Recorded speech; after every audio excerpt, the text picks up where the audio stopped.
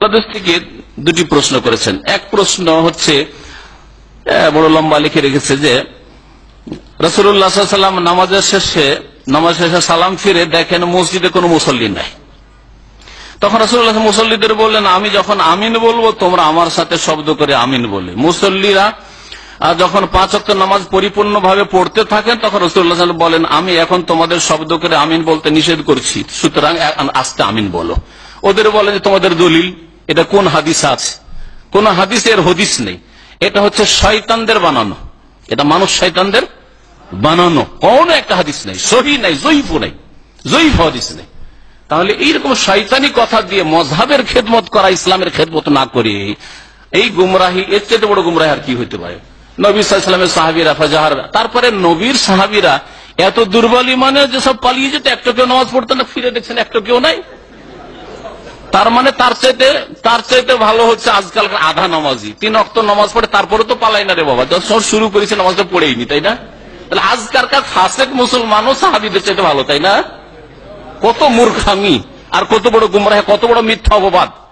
ইফতারা আলাল্লাহি কাযিবা, আল্লাহ সম্পর্কে, আল্লাহর দ্বীন সম্পর্কে, আল্লাহ পাকের সাহাবায়ে কেরাম, আল্লাহ পাকের রাসূলের সাহাবায়ে কেরাম সম্পর্কে এই মিথ্যা কথা। আর এইরকমই রফুল এদান সম্পর্কে দ্বিতীয় প্রশ্ন, একজন মসজিদের ইমাম, কোন খিলক্ষেত না কোথাকার, উনি ওখান থেকে প্রশ্ন করেছেন আমাদের ভাইদের মাধ্যমে, বলছেন যে রাসূলুল্লাহ সাল্লাল্লাহু আলাইহি ওয়াসাল্লাম নামাজ পড়ানোর সময় দেখলেন লোকজন 2 হাতে বগলের নিচে ছোট ছোট পুতুল রাখছেন। কত দুর্বল ঈমান যে শির ছাড়তে পারছে না, আর বদরে ওহুদে জিহাদে জান দিয়ে দিচ্ছেন। আর আপনাদের যদি বলা হয় যে চলে আল্লাহর রাস্তায় কোথাও, যদি সরকার বলে, মানে শর্ত সাপেক্ষ, শর্ত পুরা হয়েছে জিহাদের, আর সরকার বলে চলো জিহাদের ময়দানে জান দিতে হবে, সব ফ্লাইট করে দেশে পালাইবেন, সব পালাইবেন দেশে, মুনাফিকি প্রমাণ হয়ে যাবে, ঠিক না? হ্যাঁ। আর রাসূলুল্লাহ সাল্লাল্লাহু আলাইহি ওয়াসাল্লামের সাহাবীরা পুতুল বগল করে নামাজ পড়ছেন, নাউযুবিল্লাহ।